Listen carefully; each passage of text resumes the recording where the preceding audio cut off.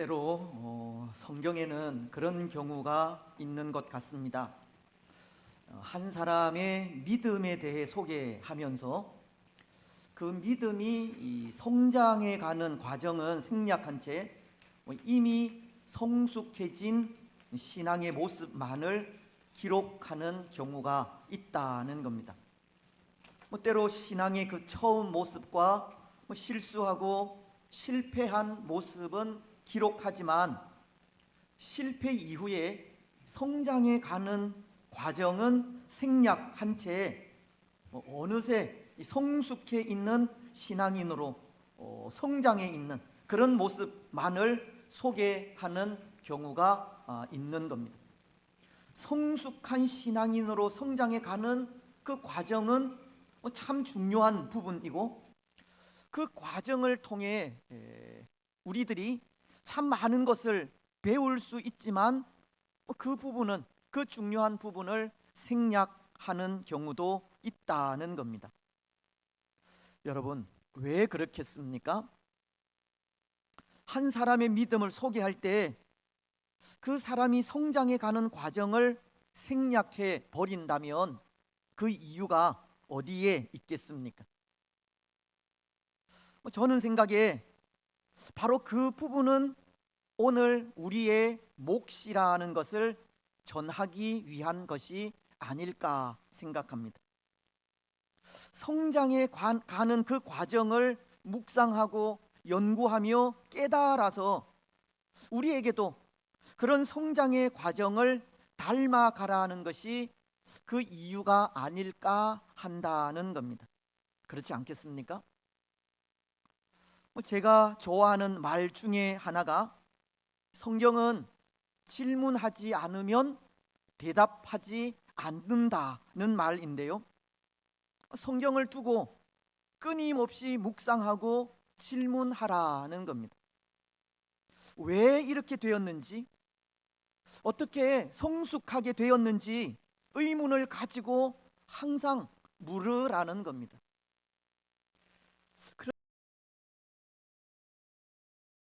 그런데 그렇게 의문을 가지고 질문을 하면서 제가 깨달은 것이 있습니다. 질문하니 대답하더라는 겁니다. 성경은 질문하면 대답합니다. 하지만 질문하지 않으면 대답하지 않습니다. 오늘 우리는 성경을 읽으면서 의문이 생기면 물어야 하고 그 물음을 통해 답을 들어야 합니다. 오늘 우리가 생각하고자 하는 또 한 사람의 믿음의 사람 사라도 그런 것 같습니다.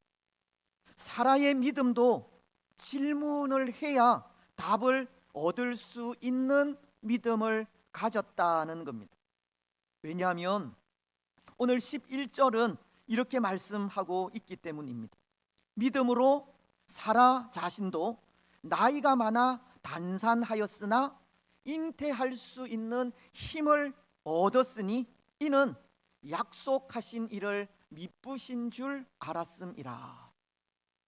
이 말씀은 사라가 하나님께서 약속하신 약속의 신실함을 믿었다고 하는 말씀인데요, 우리가 지난 주일 생각한 믿음의 조상 아브라함이 약속의 신실하신 하나님을 믿고 그 믿음으로 의롭다 함을 받은 것과도 같이 사라도 약속의 신실하신 하나님을 믿었다고 하는 말입니다. 그런데 여기서 한 가지 의문이 생기지 않을 수 없는 것이 사라의 그 믿음 때문입니다. 오늘 말씀은 믿음으로 사라 자신도 나이가 많아 단산하였으나 잉태할 수 있는 힘을 얻었으니 라고 하면서 그의 믿음이 아이를 잉태하게 한 것을 가르치고 있는 건데요, 근데 의문이라는 것이 우리 생각에는 사라가 이러한 믿음을 소유하지 못했다는 것 때문입니다. 사라는 이렇게 아이를 잉태할 수 있는 힘을, 그 믿음을 가지지 못한 겁니다. 왜냐하면 창세기서 18장 9절로 15절을 보면 하나님이 아브라함을 찾아오시고 사라를 부르시면서 1년 후에 네게 아들이 있을 것이라는 말씀을 하셨을 때 사라는 어떻게 하였습니까? 웃었다라고 하기 때문입니다. 창세기서 18장 11절로 12절이 그것을 전하고 있는데요. 아브라함과 사라는 나이가 많아 늙었고 사라에게는 여성의 생리가 끊어졌는지라 사라가 속으로 웃고 이르되 내가 노쇠하였고 내 주인도 늙었으니 내게 무슨 즐거움이 있으리요. 하나님이 1년 후에 아들이 있을 것이라는 말씀을 하셨을 때 사라는 그 말씀을 믿지 않았다는 겁니다. 그 말씀을 말씀 그대로 믿는 믿음이 없었습니다. 물론 그때 사라의 나이가 90세로 이미 여자로서 아이를 낳을 수 없는 상태이기는 합니다. 그래서 사라는 아이를 낳을 것에 대한 기대를 하지 않았고 그래서 그 말을 무심코 웃음으로 받아 넘겼을 수도 있습니다. 하지만 궁극적으로 사라는 하나님이 말씀하신 그 약속의 말씀을 믿는 믿음이 없었던 겁니다. 그런데 오늘 말씀은 무엇이라고 말씀하고 있습니까? 믿음으로 사라 자신도 나이가 많아 단산하였으나 잉태할 수 있는 힘을 얻었으니 사라는 나이가 많아서 잉태할 수 없었지만 아이를 잉태할 수 있는 힘을 얻은 것이 믿음으로 말미암은 것을 전해주고 있는 겁니다. 사실은 오늘 말씀도 이 사라의 믿음이 성숙해 가는 그 과정은 생략해 버리고 결과만 기록하고 있는 겁니다. 사라의 믿음이 어떻게 성숙하였고 또 어떻게 하나님의 약속의 말씀을 믿을 수 있었는지 그 과정은 생략하고 있다는 겁니다. 이전에 연약하였던 그의 믿음이 이렇게 성숙하기까지 그 과정을 알 수 없다는 겁니다. 여러분, 바로 이 부분이 오늘 우리가 고민하고 또 묵상해야 할 부분입니다. 어떻게 말씀을 고민하고 묵상할 수 있는 시간을 좀 드릴까요? 아니면 숙제로 드릴까요? 그래서 오늘은 여기서 말씀을 정리하고 한 주간 말씀을 묵상하고 난 이후에 다음 주일에 묵상한 말씀을 다 같이 나눌까요? 여러분, 오늘 이 사라의 믿음이 성숙하기까지 어떠한 일이 있었겠습니까? 어떤 일이 사라의 믿음을 성숙하게 하였겠습니까? 저는 생각에 이 사라의 믿음을 성숙하게 한 것은 그 어떠한 것보다 하나님의 말씀에 있다 생각합니다. 그것도 반복적으로 계속해서 들은 하나님의 말씀에 있습니다. 이것은 다른 말로 하면 하나님은 동일한 말씀으로 반복적으로 계속 사라를 찾아오셨다는 겁니다. 그래서 반복적으로 전해진 그 말씀이 사라에게 믿음이 되었다는 겁니다. 오늘 11절 상반절은 믿음으로 사라 자신도 라고 하지 않습니까? 이 말씀은 앞선 구절과 연결되는 말씀으로 이 앞선 구절에서 아브라함을 언급하면서 아브라함이 말씀으로 찾아오신 하나님께 믿음으로 응답한 것을 전하고 있듯이 사라도 말씀으로 찾아오신 하나님께 믿음으로 순종한 것을 전하고 있는 겁니다. 다시 말씀을 드리면 아브라함은 그에게 찾아오셔서 말씀하신 하나님의 말씀을 듣고 그 즉시 순종했듯이 사라도 자기에게 찾아오셔서 반복적으로 말씀하신 하나님의 말씀을 듣고 순종하게 된 것이라는 겁니다. 끊임없이 찾아오셔서 반복적으로 하신 그 말씀에 응답하게 된 것입니다. 그래서 로마서가 가르치는 말씀이 있지 않습니까? 로마서 10장 17절은 이렇게 말씀합니다. 그러므로 믿음은 들음에서 나며 들음은 그리스도의 말씀으로 말미암았느니라. 믿음은 들음에서 난다고 합니다. 그리고 들어야 하는 그 말씀은 그리스도의 말씀이라고 합니다. 성경은 말씀을 들어야 하고 말씀을 듣되 반복적으로 들을 때 믿음이 자란다고 하는 겁니다. 하나님은 사라에게 반복적으로 찾아오셔서 말씀하신 것이고 그 말씀으로 믿음이 자라게 된 것입니다. 그래서 창세기서를 보면 창세기 12장을 통해 하나님께서 아브라함을 부르실 때 그때부터 계속 말씀하신 것이 후손에 대한 약속의 말씀이었습니다. 창세기서 12장 2절은 내가 너로 큰 민족을 이루고 내게 복을 주어 내 이름을 창대하게 하리니 너는 복이 될지라. 그리고 13장 16절은 내가 내 자손이 땅의 티끌 같게 하리니 사람이 땅의 티끌을 능히 셀 수 있을진데 내 자손도 세리라. 그리고 이러한 말씀을 동일하게 15장에서도 17장에서도 또 18장에서도 계속해서 반복하고 있는 겁니다. 아브라함이 후손을 바다의 모래와도 같이 주시겠다는 겁니다. 셀 수 없을 정도로 많은 하늘의 뭇별과도 같이 하시겠다는 겁니다. 하나님은 이 말씀을 계속 반복적으로 하시는 것이고 그 말씀을 들을 때에 그 말씀이 사라에게 믿음이 된 것입니다. 믿음은 들음에서 나며 들음은 그리스도의 말씀으로 말미암게 되듯이 하나님은 사라에게 하나님의 말씀으로 찾아오셔서 말씀하신 것이고 그 말씀으로 믿음이 자라게 되었습니다. 그렇습니다. 사랑하는 여러분, 믿음은 들음에서 납니다. 그것도 반복하여 듣는 말씀으로 믿음이 자라게 됩니다. 그래서 어떤 분이 이런 말을 하였는데요. 우리 신앙 생활에서 피해야 할 위험이 있다고 하면서 우리 신앙 생활에 피해야 할 것은 우리 신앙을 화끈한 감격에 맞추는 일이나 날마다 누리는 새로운 경험에 맞추는 그 일이 위험하다. 그래서 그 일을 피해야 한다라고 했습니다.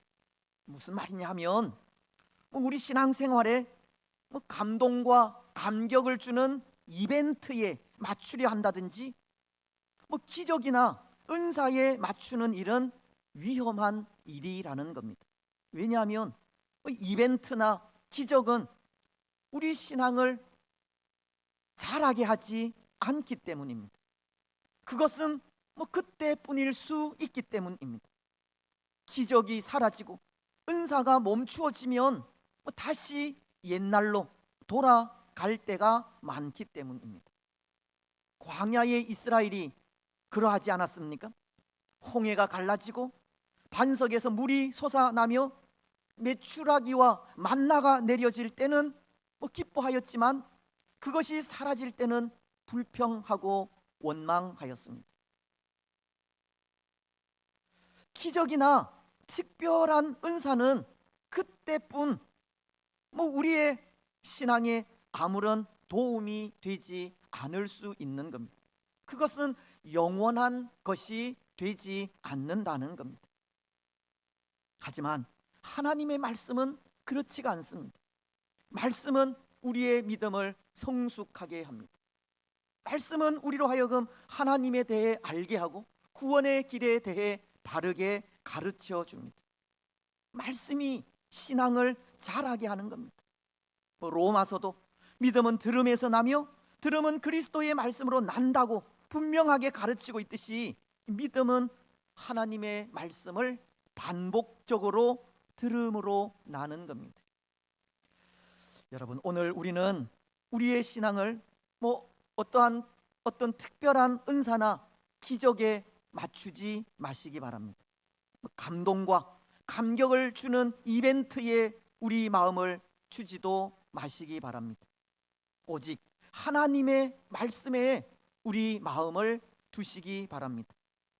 매일같이 증거되는 하나님의 말씀에 마음을 두시고 매일같이 증거되는 하나님의 말씀을 듣고 묵상하시기 바랍니다.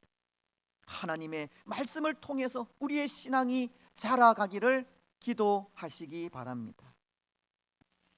사실은 오늘 우리도 다 그렇게 믿음을 가지게 되지 않았습니까? 하나님의 말씀을 통해서 믿음을 가지게 되었다는 겁니다. 하나님의 말씀이 우리에게 구원의 진리를 깨닫게 한 것입니다. 모르겠습니다. 아직 우리 중에는 구원의 확신이 없어 이 머뭇거리는 분들이 있을지 모르겠지만, 여러분, 오늘 우리의 구원 어디에서 옵니까? 무엇을 통해서 구원을 얻게 됩니까? 예수님을 믿는 믿음으로부터입니다. 구원은 오직 예수님을 믿는 믿음만으로 이루어집니다. 에베소서가 그것을 가르치기를 2장 8절은 이렇게 말씀하고 있습니다. 우리 이 말씀 함께 읽었으면 좋겠습니다. 시작. 너희는 그 은혜에 의하여 믿음으로 말미암아 구원을 받았으니 이것은 너희에게서 난 것이 아니요 하나님의 선물이라. 아멘. 너희는 그 은혜에 의하여 믿음으로 말미암아 구원을 받았으니, 말씀은 은혜로 주어진 믿음으로 말미암아 구원을 받았다고 합니다. 믿음을 가진 자에게 그저 주어지는 것이 구원이고, 그 구원의 상태는 우리가 예수님을 믿은 그때로부터 계속되는 것입니다. 또 요한복음 3장 16절은 이렇게 말씀하고 있습니다. 우리가 암송할 수 있는 그런 부분인데요, 같이 읽겠습니다. 시작. 하나님이 세상을 이처럼 사랑하사 독생자를 주셨으니 이는 그를 믿는 자마다 멸망하지 않고 영생을 얻게 하려 하심이니라. 예수님을 믿는 믿음이 우리를 영생하게 한다고 합니다. 근데 여러분, 이런 구원의 진리를 어디에서 배울 수 있습니까? 누가 가르쳐 줍니까? 하나님의 말씀이 가르쳐 주는 겁니다. 하나님의 말씀이 기록된 성경이 가르쳐 주는 겁니다. 그래서 구원의 진리가 담긴 말씀들을 우리는 계속해서 묵상하며 나아가야 하고, 그렇게 말씀을 묵상하며 나아갈 때 성령께서 역사하심으로 말씀이 우리의 믿음이 되는 겁니다. 하지만 이런 진리의 말씀들을 묵상하지 않으면서 구원의 확신이 생기기를 바라고 믿음이 생기기를 바란다면 그것은 분명 잘못된 일인 겁니다. 말씀은 의지하지 않으면서 감동이나 감격을 주는 특별한 이벤트만을 의지하고 기적을 바란다면 그것도 잘못된 일인 겁니다. 우리는 하나님의 말씀을 들어야 하고 그 말씀을 읽어야 하며 묵상해야 합니다.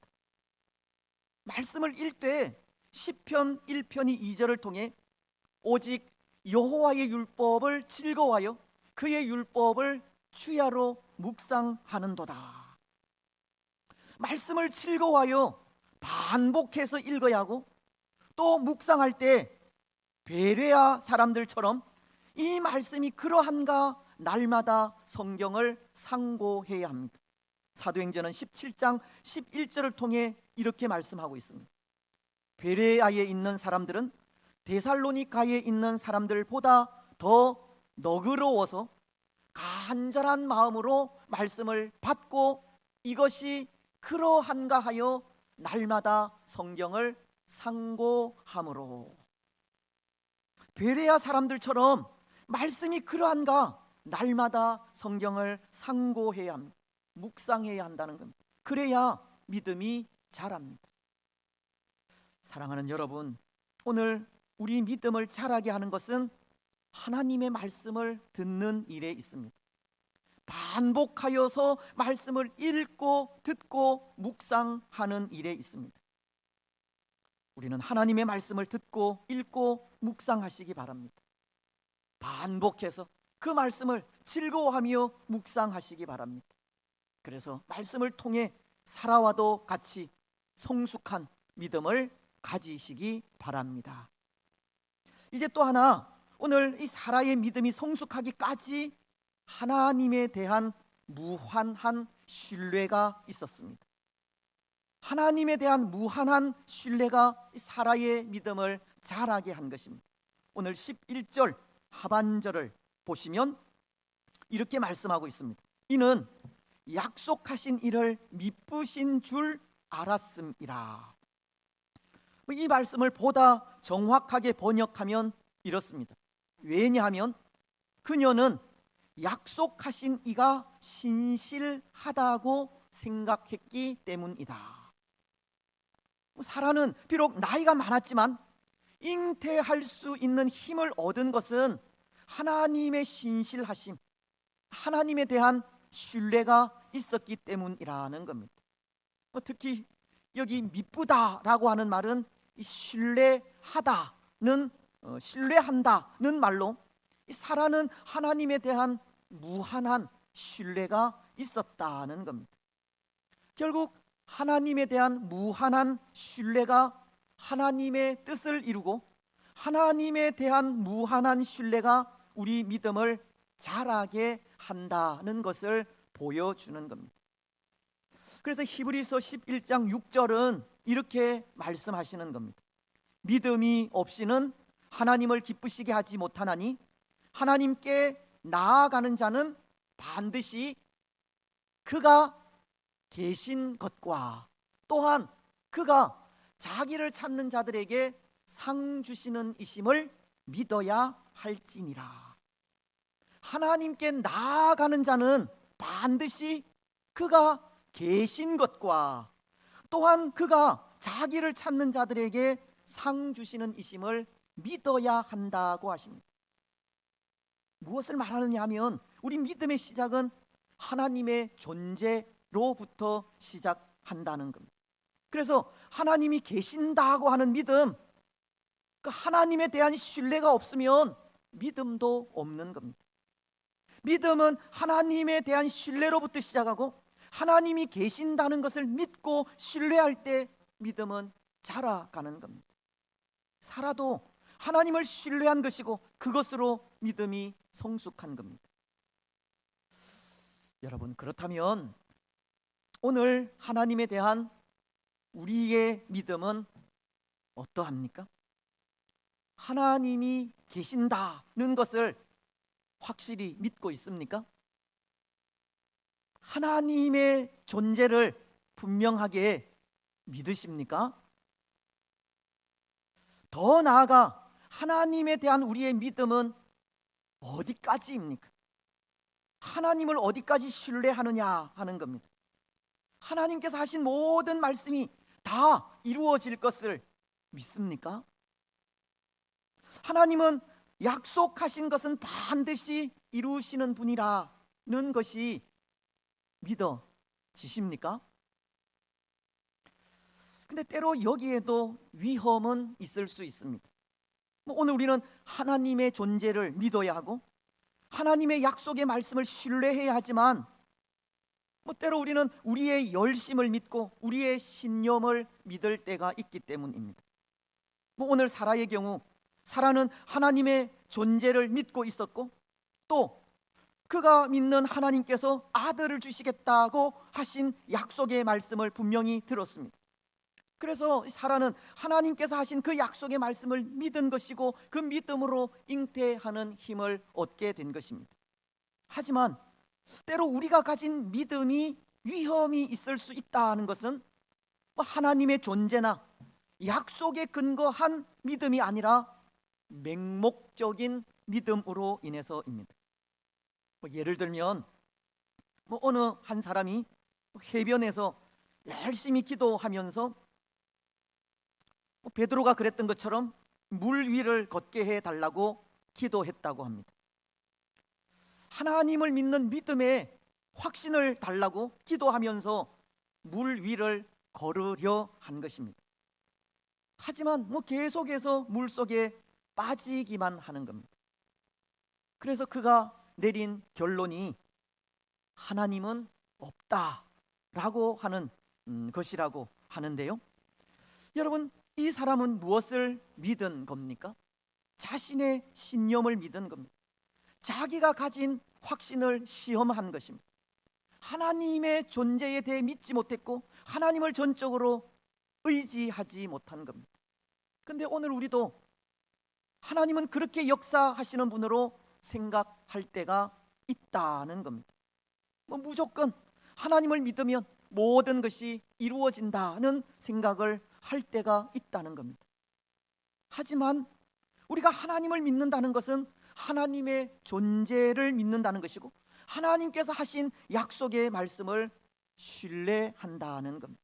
그래서 하나님께서 아들을 주시겠다는 약속을 하셨다면 그 약속이 살아계신 하나님이 하신 약속이기에 그 약속이 이루어질 것을 믿는 겁니다.